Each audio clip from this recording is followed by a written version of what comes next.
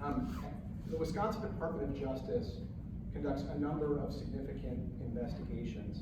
And as a federal prosecutor, I also worked on a number of cases involving a number of significant investigations. What we are seeing here is not a serious investigation.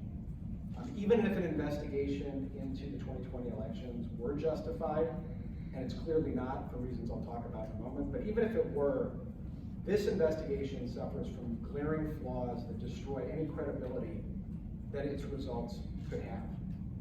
Now, the 2020 presidential election in Wisconsin has been thoroughly examined. There were cases in state court, there were cases in federal court that litigated many of the issues that former Justice Gableman seems to be focusing on right now. And universally, those challenges to the outcome of the 2020 presidential election failed. So this is not a necessary investigation. But again, even if it were, this investigation does not have any credibility. First, the investigation is irrevocably tainted by bias. This investigation was announced not in a legislative chamber, but at a partisan political event. And it was significantly expanded after Speaker Voss had his airplane meeting with President Trump. This is obviously being conducted for political purposes, and because there's a concern about the political implications if an investigation is not conducted.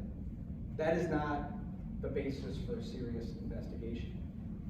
In addition, while Justice Gableman, for reasons that are totally unclear to me, has kept the identities of some of the members of his team secret, one member of the team, Mr. Kloster, worked for the Trump White House and suggested that Republicans need biased DAs.